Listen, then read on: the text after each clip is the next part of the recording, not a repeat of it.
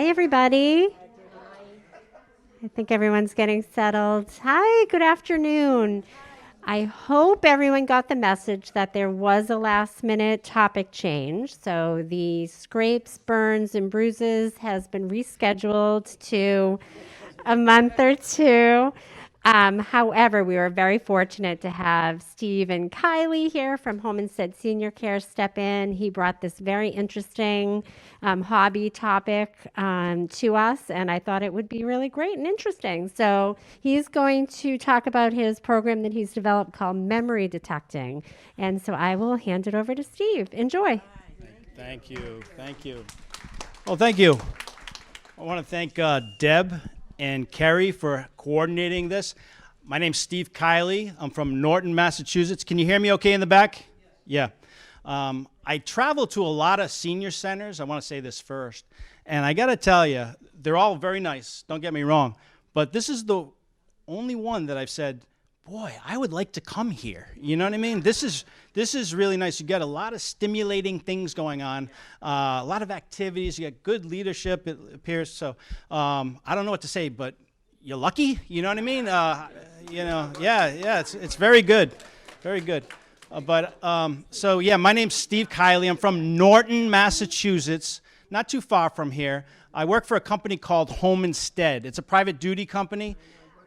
You're familiar, it sounds like? Work for them. How about that?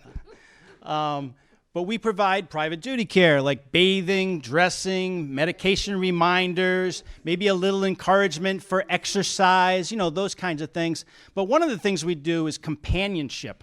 And under the umbrella of companionship sometimes is reminiscing, And so this program is a little bit reminiscing, a little bit history, and I basically, anyone here from the 1700s? No, so that's the history part of it, right? That's going to be the history part of it. So not all of it's reminiscing, but some of it is, and some of it's just kind of like, oh, I didn't know that, right? So we'll start off, and I'll go through some slides, and we'll talk about my favorite thing. If you have anything about any of these artifacts, please share, because that is so rewarding to me and probably to others as well. That's the reminiscing part of it. So we'll start her off. Now, admittedly, I'm going to start off. Let's see if I covered this from Norton, Mass. Right? My background's in occupational therapy. I don't think I mentioned that. Yeah. So kind of a weird thing, right? Occupational therapy, metal detectorist, and bottle digger. That's a little bit of background there. And like I said, please share if you have any information about any of the artifacts. Admittedly, this is not the most interesting thing at all. But one of the first things, so picture me, I'm that strange guy with the metal detector out in the middle of the woods, listening for beeps and sounds. And one of the first things I might find is a square nail. So not a round nail, right, like a modern nail, but a square nail. So for me, believe it or not, that's kind of a good thing. I get a little jazzed up about that because I know I'm in an older site. So this is like the first thing to get the ball rolling. I'm in the right spot. So sometimes we find these square nails.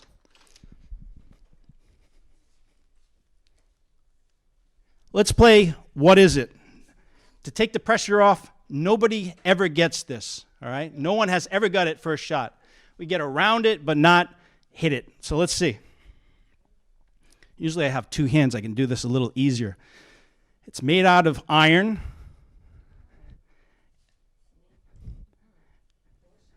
So this is where we start. Good guess. What do you think? So it's for a mammal. It's a shoe, but it's not a horse. And if I had another hand, I could do this. Well, they came in pairs. They moved heavy stone walls. We don't see as much of them anymore. So someone said yoke. We're all over it now. Oxen. Yeah, oxen shoes. So this is another thing that we might find. So like that nail that gets the ball rolling, I'm thinking, okay, we're in the right spot. Sometimes I find these oxen shoes, and metal detectors call these pork chops because they look a little bit like a pork chop. But so this is another indication that, hey, I'm in the right spot, right? And I can remember, did anyone live on or near a farm? No? Yeah? I live near what used to be a farm, Howard Farm in Sharon. Howard Farm. And was there, or do you recall oxen ever there? No? No. I can remember seeing them. It wasn't as foreign. Like, I don't see any oxen. They disappeared entirely, it seems, you know. But I do remember some of the farms that had oxen on them. But anyway, that's the nails get the ball rolling, and now oxen shoes, right? So we know we're in an older spot. Just a little aside on oxen. This is the history part of it, not the reminiscing part, right? But imagine that. Oxen, you had to lift the whole oxen up off the ground. You know, so with horses, when you want to put the shoe on, you could just lift, one leg, right? But with the oxen, that must have been like, oh no, it's your turn, right? To put the oxen shoe. You have to lift the whole oxen up, and that's sort of an apparatus that they use to do that. Yeah. So a difference. Now you see the difference, right? This must have been I'm not a horse person. I'm a generalist. I don't know much about all these things, but I know just a little bit. But obviously, this looks like a smaller, maybe a pony. But that's what, of course, a horseshoe looks like. So we do find those as well. All right, another what is it? No one's ever gotten this one either. And again, this is less reminiscing, but more, maybe, hopefully interesting. This relates to, a big hint, relates to the oxen. It's made out of brass. It does, in your eyesights. Can you read? I'll stop and prevent from seeing. Okay, what is it? An oxen knob. So this went on the horns of the oxen. So I didn't know this, right? I had to Google search it, right? And basically round brass, right? It's got a little hole in the side of it, but it rang up good on the metal detector because it's larger and brass. But anyway, this would go, and let's see a picture of it. I can't believe you could see that. I know. So yeah, on the top, so to prevent injury to people and property, they saw off, right, a little bit of the horn. Sounds painful, but it's probably not, I'm guessing. And they'd put these things on, oxen knob, and it would prevent damage to people and property.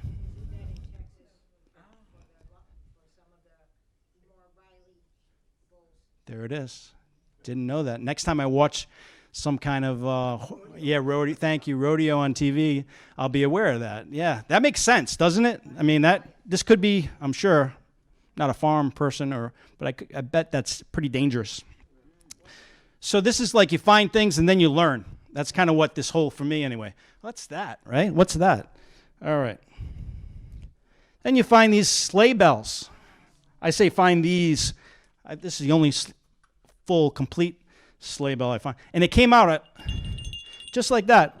I mean, it hardly had any dirt in it, but not a common find, but I was finding shotgun shells, lots of shotgun shells.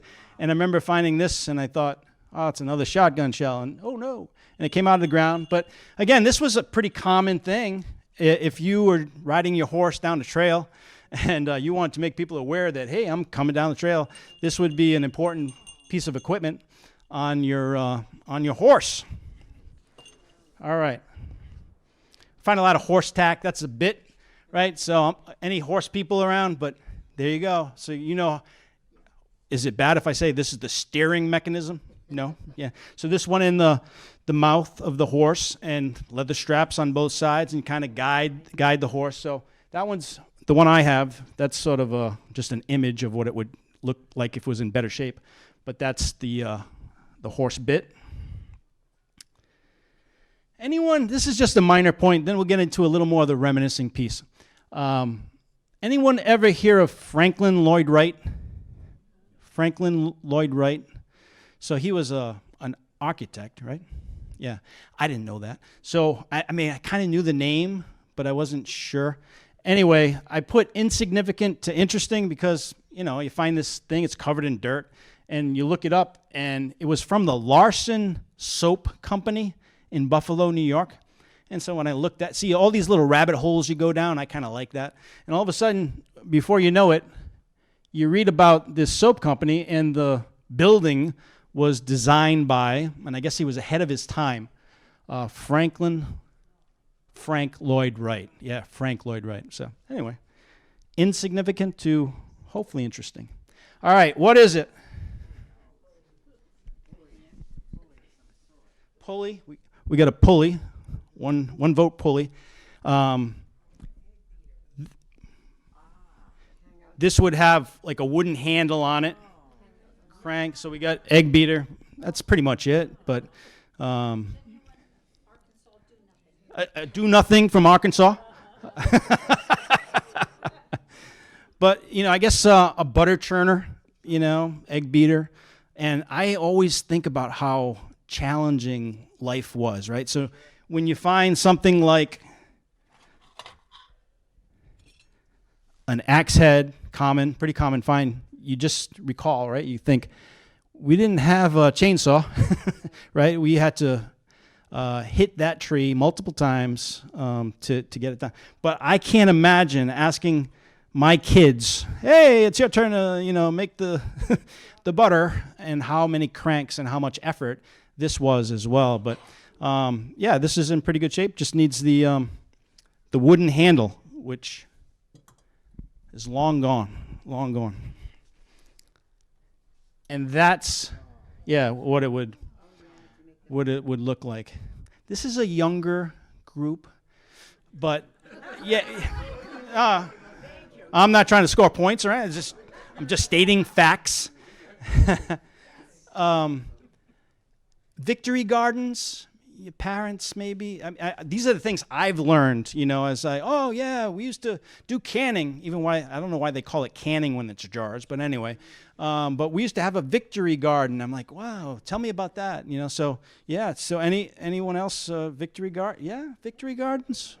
Well, that's awesome. Yeah, it's just a different time. And someone shared with me that their family used to take, which is mind-blowing, the fat from the cooking and bring it to like a hardware store or something like that, and they used to help for the cause, to make bombs. Whoa, is right. That's like, what?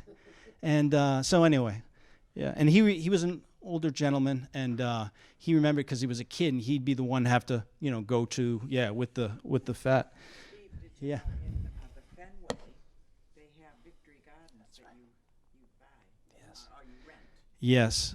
So at the Fenway, they have victory gardens. Yes. Yes. No, that's awesome. And I kind of remember PBS. I think they had victory garden, right? It's just these little pieces like Franklin Lloyd Wright. Kind of know, but now I know, right? Fenway. It's gorgeous. Yeah. No, that's awesome. Yep. And then you find a lot of, different locks and things like that. This isn't, this is from, I kind of remember these, right? 1950s probably. Yeah. This one's Lyco. But anyway, so you do, especially now, picture I'm out in the woods somewhere in the middle of nowhere, but according to this map, there used to be a house or a grist mill or something around there. And so I'm out there and I find that nail. That gets the ball rolling. And then I see, it looks like an outline to a foundation. And now, hey, I find a lock. That's kind of how it works, So you do find a lot of pieces. Yeah. That's popular now again, I'm told. People tell me that those the crystal. Yeah. Isn't it funny how things go out of style and come back in style and yeah.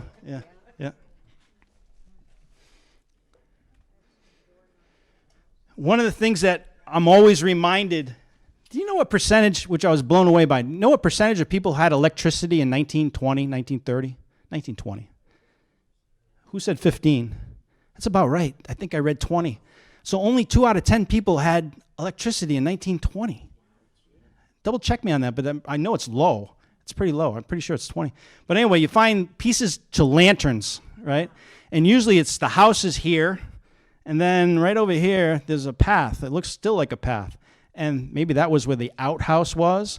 And along that way, you find remnants of lanterns. And the nice thing about these is you can tell the manufacturer, just from this part that the wick that you rise and lower. So it pretty much helps to date them and so forth. But it just, again, the rabbit hole about electricity. Hey, everybody had electricity, right? If you're not thinking. You know that's not true. But yeah, only 20% or 20 to 30% at 1920 had electricity. Yeah, that's amazing. Not that, 100 years ago. Go figure. And that's just the wick. Yeah, so all different manufacturers, it's easy to figure out, relatively easy to figure out the year.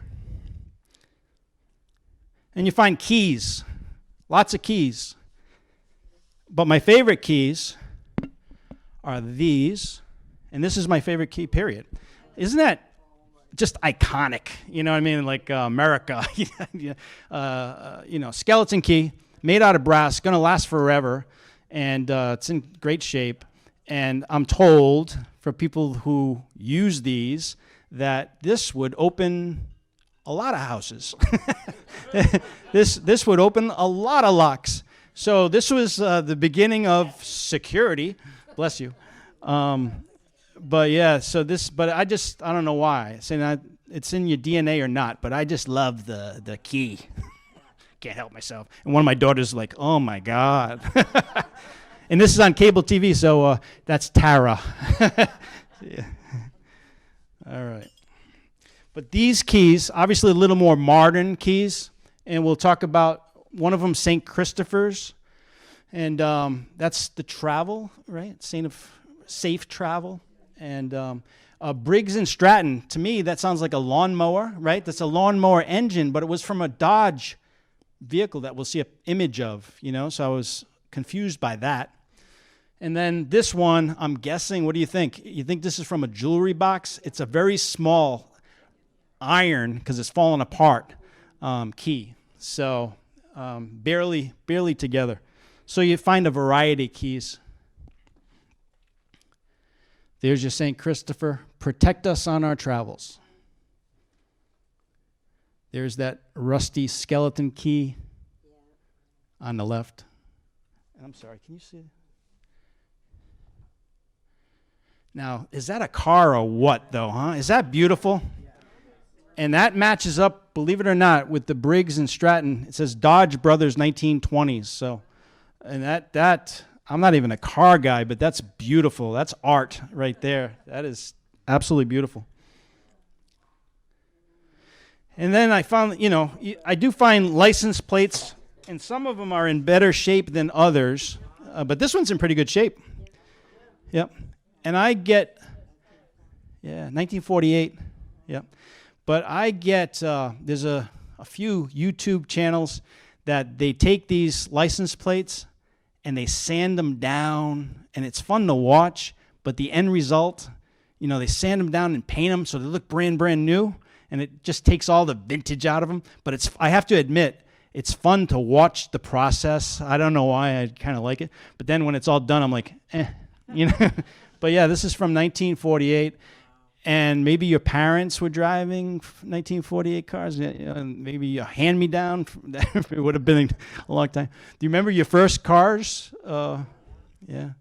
Model T Fords? Any, parents? No, your parents or grandparents. Rumble seats. They talk about rumble seats. I told you, you're a younger group. Yeah. Yeah. Someone told me that as a lady, it was impossible to get in and out of the rumble seat without looking like not a lady, I guess. It was a clumsy process. It made me laugh. So anyway, 1948 license plates. And thinking about the cars you drive. I can remember you remember the Corvair? Because we're closer in age, right? And I can remember upsetting my dad because the floorboards of the Corvair were all rotted out. So I'd sit in the back seat and I'd take a stick and just, when he drove around, I'm grinding because you could put the stick right through the back of the Corvair. Yeah, good old Corvair. And this always makes me laugh. So this is part of, any car people, what year do you think we had? This is called a Bermuda bell, and just reminds me that we didn't have a horn. Yeah, we had a bell. Can you imagine that? And I always think of road rage, how that must look, right? You're like, yeah, and that nice pleasant bell sound, hey, instead of, but so it's called two-tone chimes, and I didn't know. Again, thank goodness, right? So you can Google everything, and it made reference to this Bermuda bell cap Model T Ford. So, not that long ago, we're hitting the floorboard to tell people to get out of the way, right? So there we are.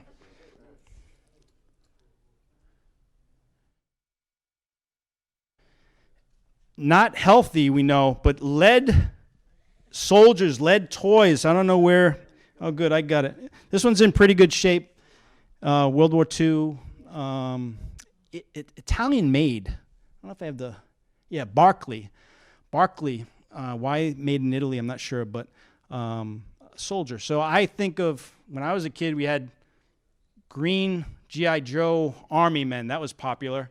And back around 1930s, somewhere around there, maybe 40s, they had these lead soldiers. And I don't. Yeah. You bit their hands. oh boy. And yeah, is that right? And we know now it's very, very unhealthy, right? Yeah, I don't think there's any danger. Do you think? Just hopefully not. Yeah. I'm going to go off course right now. I just want to share this because talk about what we know now and we didn't know then, right? So I'm not sure this is in this program, but this is now we're switching gears entirely. This was a medicine, right? A medicine. I love medicine bottles. I don't know why. But this one's called Syrup of Hypophosphates Fellows. Say that 10 times fast. But you know what was in this? Now, it was one of those cure-all. You know how that goes, right? Hey, this cures this. Arsenic. Imagine that. Isn't that amazing? And the doctors, if you Google it, the doctors promoted this like it was some really health. Hey, it includes arsenic, So isn't that amazing? But yeah, we talk about what we didn't know. Progress is sometimes good, sometimes bad, right?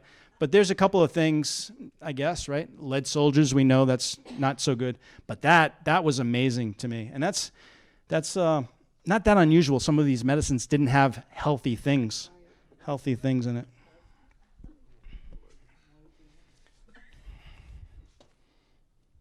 Anyone play marbles? Marbles, yeah. Did as kids. Yeah. I would say of all the artifacts, marbles is probably one that gets the most. That brings you back. Yeah, that's amazing. Yeah. Yeah, beautiful ones, right? So you appreciate a marble. I do too. Yeah. Yeah. Oh, yeah? Oh, I didn't know. Yeah. Let's see what we got. See, I'm going to have a hard time doing this with... No, good question. Does the metal detector pick them up? No. So I'm out in the middle of the woods. This is kind of how this happens. So I'm finding metal objects, and then now I know, hey, there's a stone wall right over here, and the farm was right over there, and it's downwind, and on that other side of the wall, there's a dump. And with the dump, there's bottles, and one man's trash is another man's treasure. That's kind of how that works out. Sometimes the metal detector does help identify the area. So all of a sudden, your metal detector lights up like it's just full of iron, and you're like, whoa, that's good. Imagine that. That excites me. Is that weird? But I'm like, oh, there's a lot. And you dig down, you hear the crunch and bottles start and pieces of china and all that stuff. Like find coins and money. Coins, yes. Yeah, we'll show some. Yeah, definitely. Actually, I was talking to a few people who have an interest in metal detecting, and whose husband has found pieces of eight. Yeah, so you do find coins. That's a really, really good find. That would be on people's bucket list piece. And I have found. I'll save it. We'll save it. But I have found some older coins. Yeah. So, but marble. So look at this one. This looks like any Italians here? Doesn't this look like a bocce ball? Look at the size of that. Is that incredible? Look at that. I've never seen, who said shooter? Yeah, shooter. Shooter, yeah. So that's the one you used, right? So you had your circle or whatever game you were playing. It was the prettiest one? Trade, I didn't know. Yeah, that's awesome. But look at the size of that. So, and this one's kind of pretty, right? All right. But I think we all agree. I don't know if I can get that one out of here. But I think even you'll be able to see. Yeah. The cat eyes. I'm not a marble person, right? But yeah, you find a lot of those cool marbles. There's a few in there that are, believe it or not, made out of clay. Yeah, not that common, but I remember finding it was in Brockton at an old farm, and in one area, a bunch of clay marbles. I was like, what? What is that? Yeah. But this was a popular game. Talk about the difference. We don't have much of a difference in age, probably similar in a lot of ways. But for us, it wasn't marbles in like the 70s, It was scaling cards. That was what we did. We'd scale cards. And I look back at how doggone dumb I was. I sold a whole box because a kid came over to his house with his mom.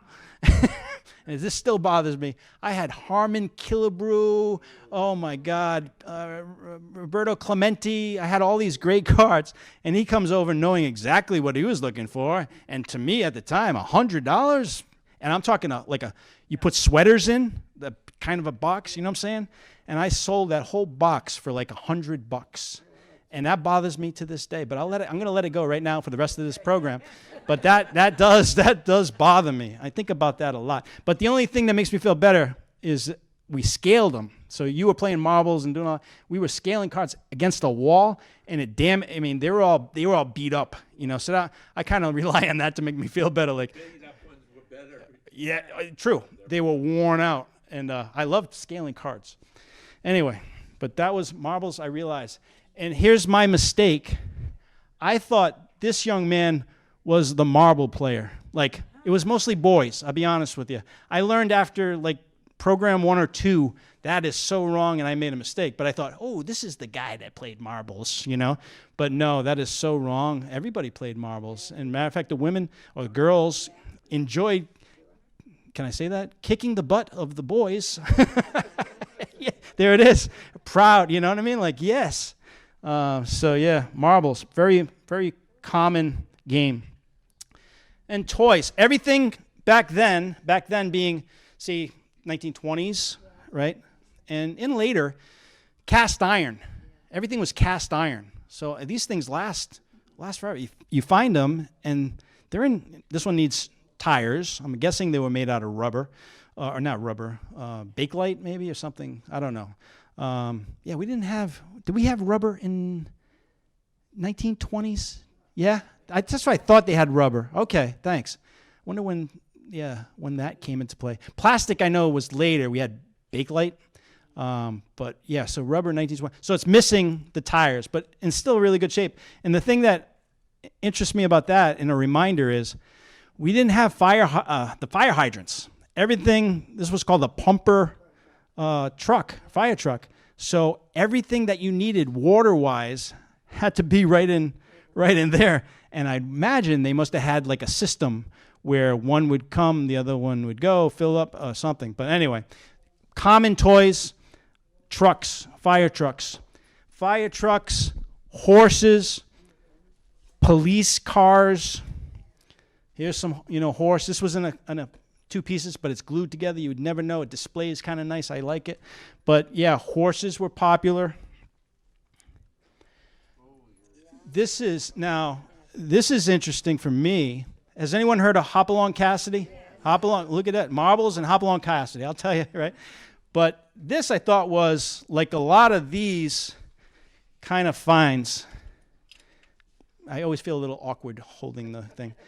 But, cap guns, right? Cap guns. So that's what I thought this was, Hopalong Cassidy. You find it didn't say Hopalong Cassidy in it, but it had the numbers, the manufacturer numbers and that. And when I looked that up, it identified it as Hopalong Cassidy. But I thought it was just a cap gun. But apparently it was, if I have it, I think I do. Yep.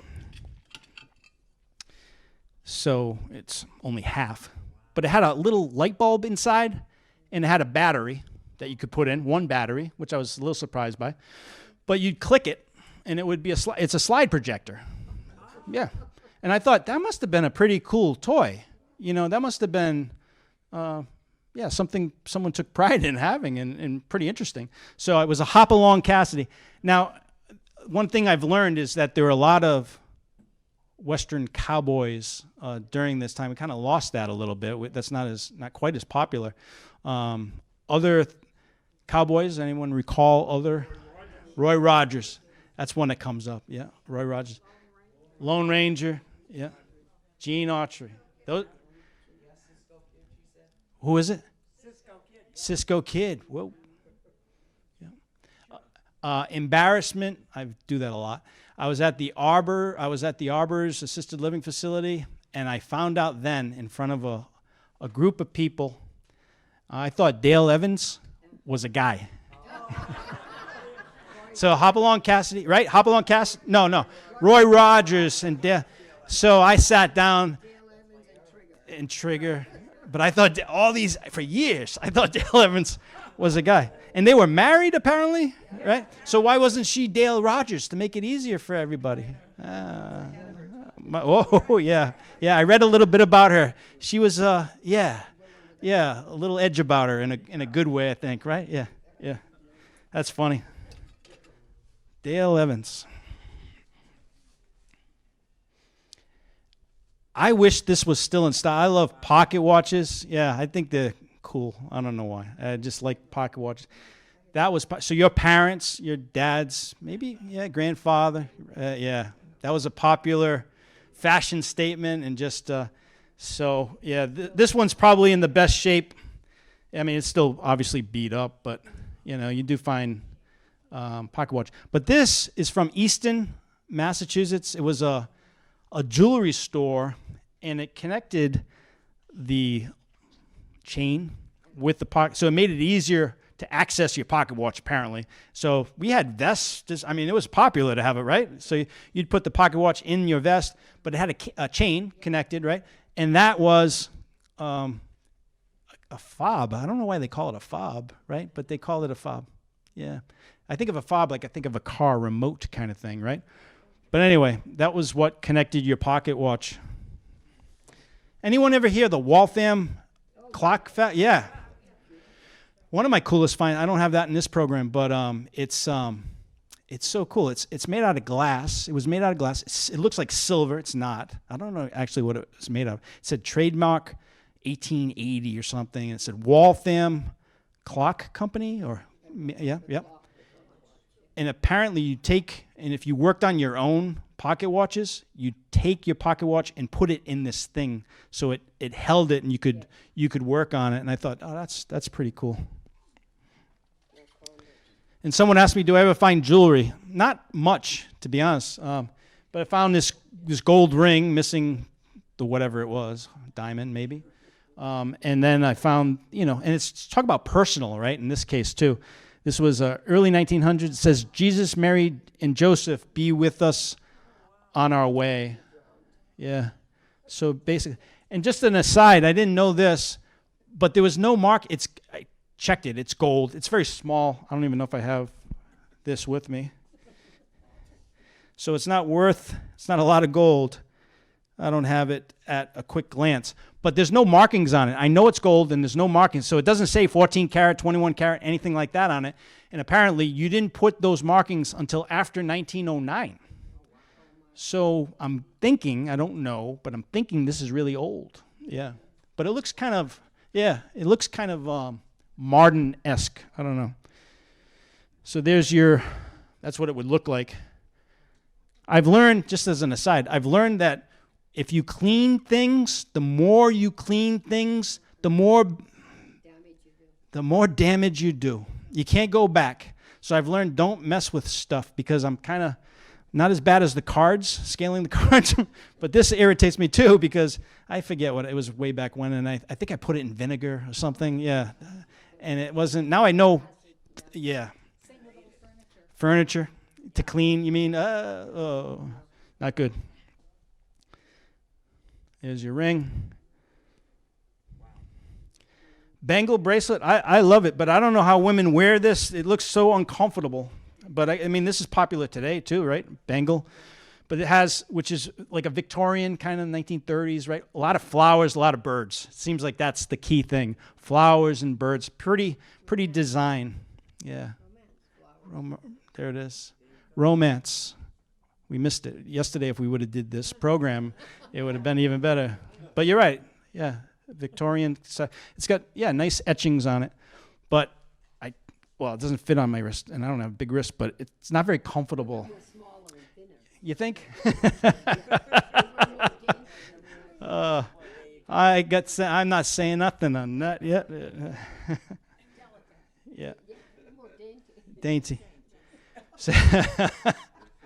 So this is a parasol handle. So kind of funny. I can remember digging this out of the mud that day, and it would look like a stick, And I was like, I don't know what this is. And then all of a sudden you see a little silver, and you're like, whoa, what is that? It's not a stick, And then you take it off, and it says sterling silver on it. And I was a little surprised that they'd throw that away, But I looked that up, and it didn't sound like silver was that valuable back then. I don't know why. But anyway, it's part of a parasol. So I guess a parasol is more for the sun, right? And the umbrella for the elements, rain and all that. So, yeah. And this one intrigues me because it's talk about personal. This one has the gentleman's name on it. So this says Oscar, I don't know how you pronounce that. V-I-A-U. What do you say? V-I-A-U. Vio? Vio. Vio. Yeah. Oh, no. Vio. And it has his address on it, 52 Boylston Street in Pawtucket, Rhode Island. Let's take a trip down there now and see where. Yeah, but there is no Boylston in Pawtucket, Rhode Island. That's the weird part, and then apparently there's never been. So I'm just confused by that. Yeah, and just Oscar Vio, and it has like a. I'm guessing it might be just patriotic or military. What do you think? Key? What do you think? Is that key? It's not here, I don't think. I don't think I have it. What do you think that would be? You put your keys on it kind of thing? Yeah. Oh, here it is. Yeah, here it is. Oh, it's more of a pendant. Yeah.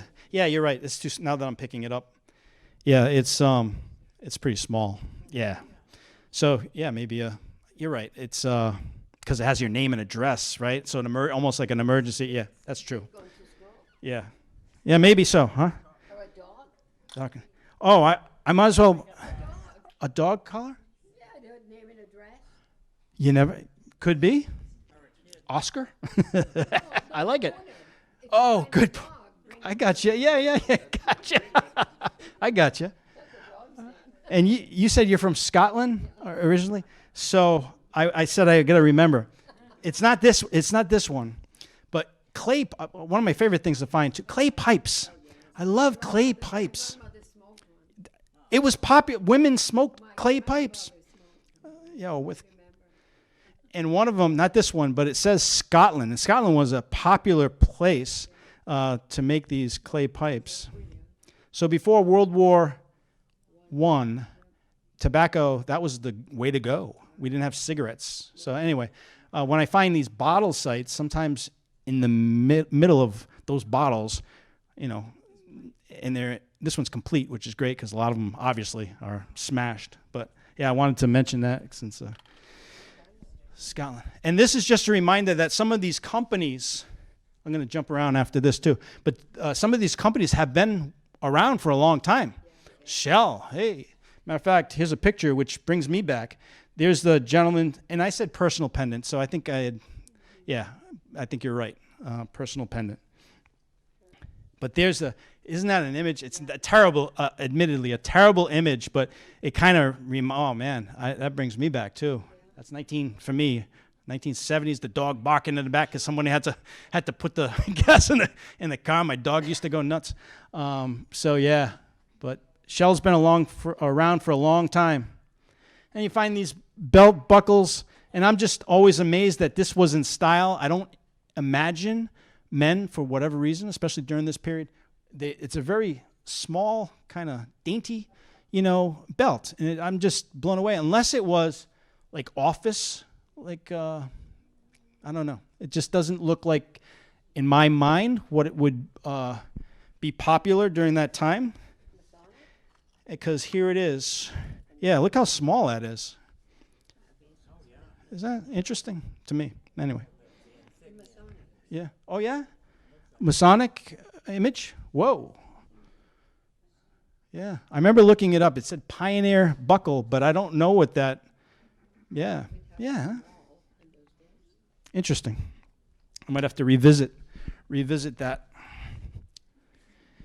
And no one's been around in the 1700s. We already determined that. Yeah, no one's. I'm just kidding. But yeah, shoe buckle. So this is from like pilgrims, This was the tongue, this part right there. Yeah, this part right there, called the tongue of the shoe buckle. So some guys are lucky enough to find the whole shoe buckle to include the tongue and the border and everything. But unfortunately, I have other pieces, but not the whole piece. But yeah, pretty old. And then it's just a reminder, I find a lot of buttons, all kinds of buttons. Buttons were made out of metal, So now it's plastic and even, I think, bone. Bone. They were made out of bone too. So that's changed a lot. But there's just an example of some of the buttons that might find.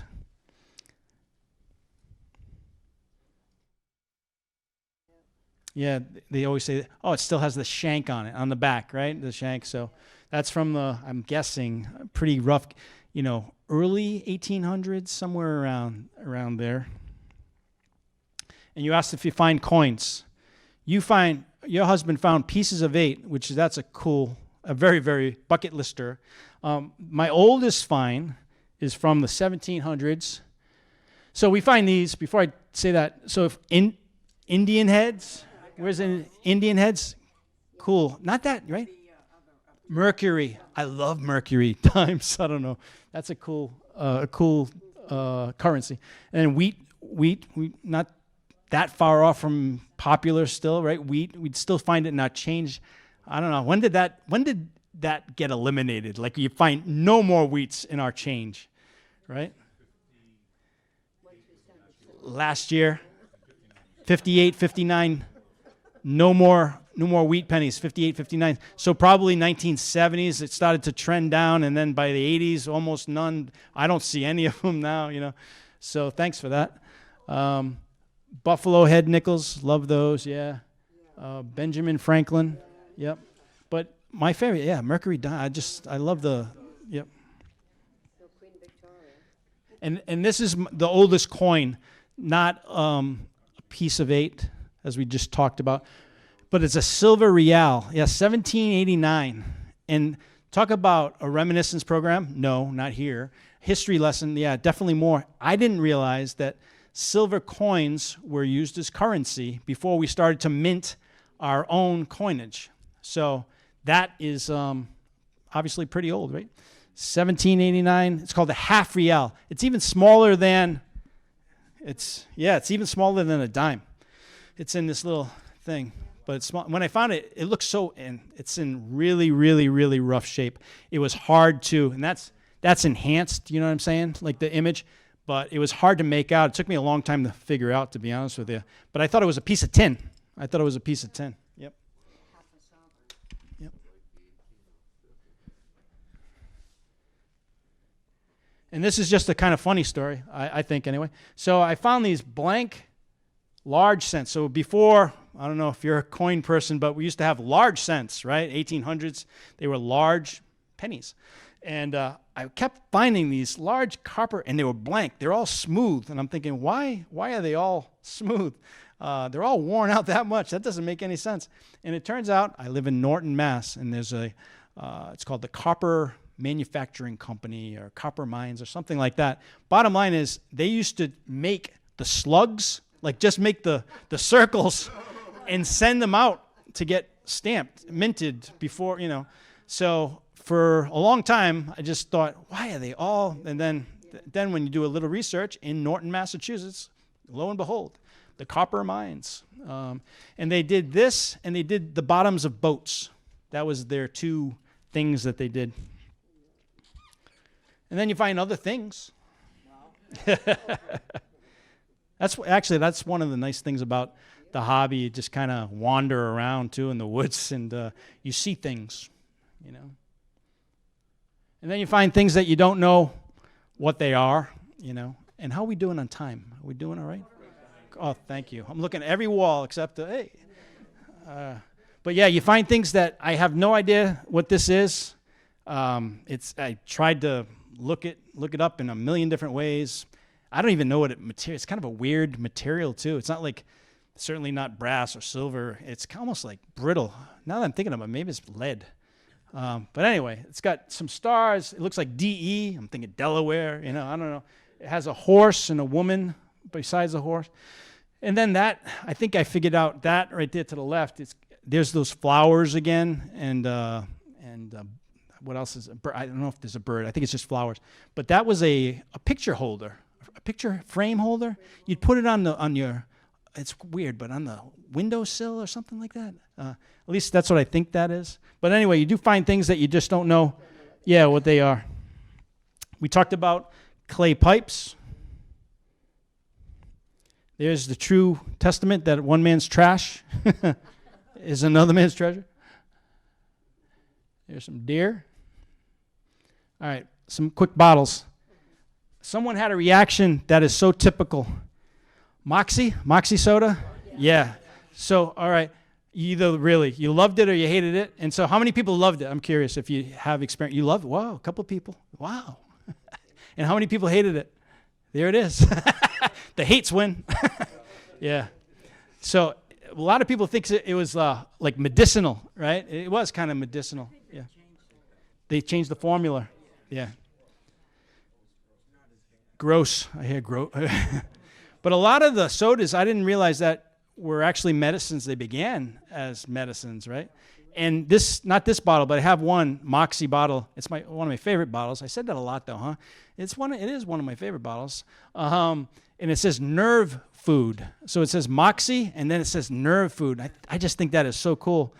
And Ted Williams was a spokesperson for Moxie back in the day. Yep. And I heard a few people say, I had that. This was like a syrup, and it was a coin, a bank, too. Yeah.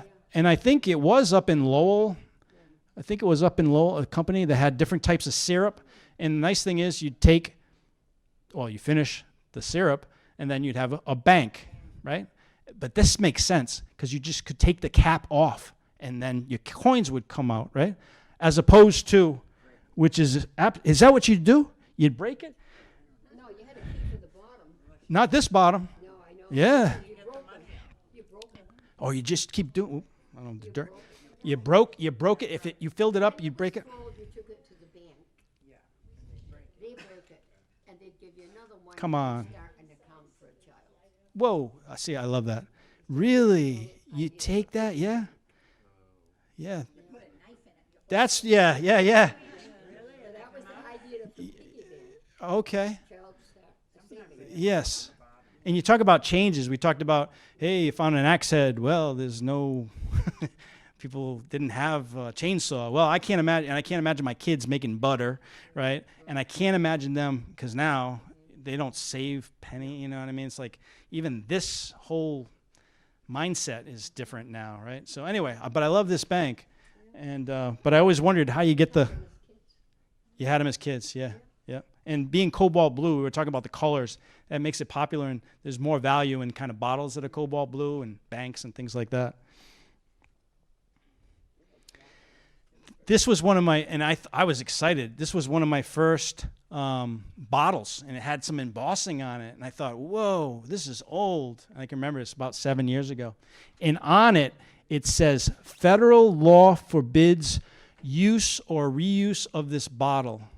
And when you look that up, it's obviously not that old, because this had to go on all bottles from like after Prohibition. So after Prohibition, this was mandated that, hey, you got to put this, the government said you have to put those words on it. So this liquor bottle could be up to 1964, I think. And then after 64, they didn't do that anymore.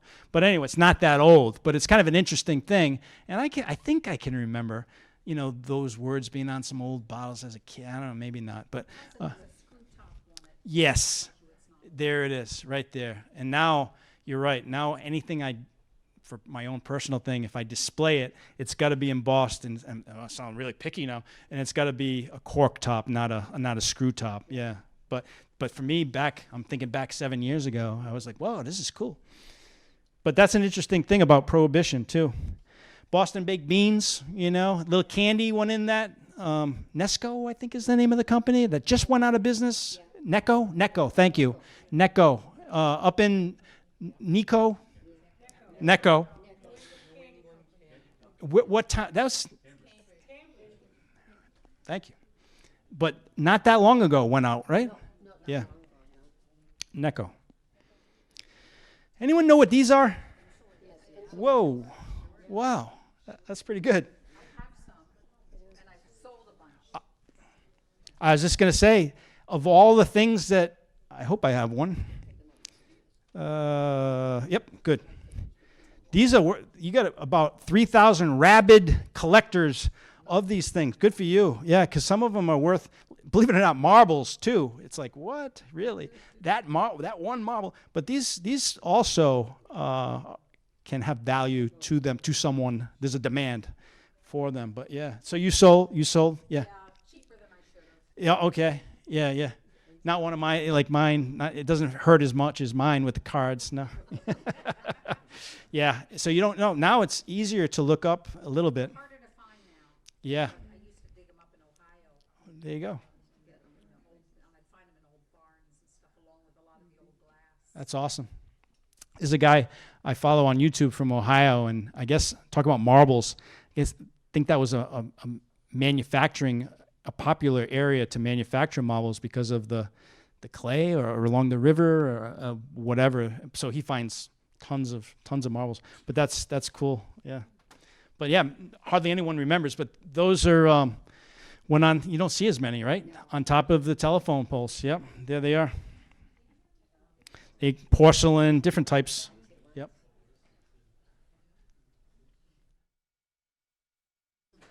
Yeah.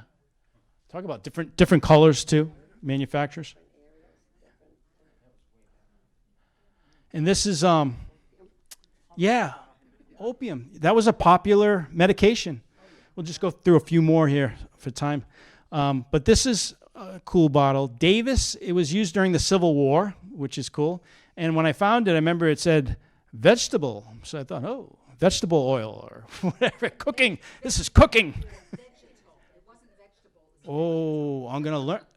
Come on now. Really? Yeah, because I had a couple of those too. It is spelt. Well, wait a minute. How is it? Is it? This one? Yeah, I'll look into that. That's interesting.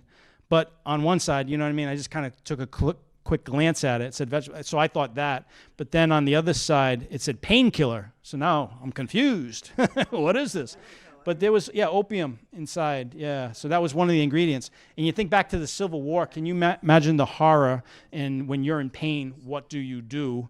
Well, this was a go-to, apparently. Davis. And part of it started off, and isn't it funny how things evolved? But it was really given to, a lot of the stuff was given to animals too for pain, and like liniments and things, and they put it on their horses, but then they use it for personal consumption. So, yeah. Different things. Resinol. Yep. Mustard oil. I just got to ask, how iconic is this? I bet you'll think of it right away. Ladies especially. Pond's. Isn't it automatic? It's just etched in your brain. Isn't that wild? Everybody uses shape of the jar. Yeah. Shape of the jar. That's why I picked this one too. But yeah, white glass. Hey, a lot of people use milk glass, white glass, but Pond's. I think of my mom too. This was a staple in the house, right? Pond's. Wrong about that. It doesn't come up as vegetable. It comes up vegetable. Okay. Yeah. But it's sort of an aside. One of the more valuable bottles that I found is actually a spelling mistake. It's called Noonan's, and and barbers like it, and so they sell pretty quickly because barbers, people who own a barbershop, like it. It was petrol. They spell petrol wrong. So instead of, what is it? What am I looking for? Yeah, it was PET instead, whatever. It's spelt wrong is what it is. But anyway, so I thought maybe it was even a spelling mistake, but it's pretty cool. I got 2 bottles, Noonan's, one spelled correctly, and then I just kind of like that. Yeah. No spell check, right? Can you imagine the poor guy that did it? Oh, sorry, Jim. So yeah, just, I don't know. One of my favorites. This is like the CVS before CVS is this store right here called Riker Jane's Drugstore. They had a bunch of them, and then I don't know the transition to Walgreens or CVS or anything like that, but there we go there. Maybe I'll just go through a couple more. Just milk bottles. Things have changed, right? You used to have milk delivered. That was fairly common. This one's not that old, 40s, 50s, but I don't know if I have one with me. Yep, I do. Actually, anyone? The Attleboro area, Bliss Brothers. Yeah. Dairy. Still ice cream shop. I go there quite often. But yeah, still around. And then, because that's not embossed, that's got some writing on it, you know what I mean? Applied label, they call it. But there's a embossed one, and I love that it has the farm on it, and that brings people back, and people talk about how they used to fight to get to the cream, their siblings would run it, so they get the cream on top, all that stuff. I learned something. They said if you left this out in the cold weather, it would sort of pop. Someone told me. Yeah, I thought that was interesting. That was new. And I think that basically is a good overview of some of the artifacts, and yeah, I hope you enjoyed it. It was a lot of fun. Thanks for the feedback. Yeah, this was cool. Yeah. Well, thank you. Yeah. If you have any questions, you want to check anything out, feel free. And if you or a loved one needs any private duty care, home instead information is available as well. So thank you for having me. Appreciate it. Thanks.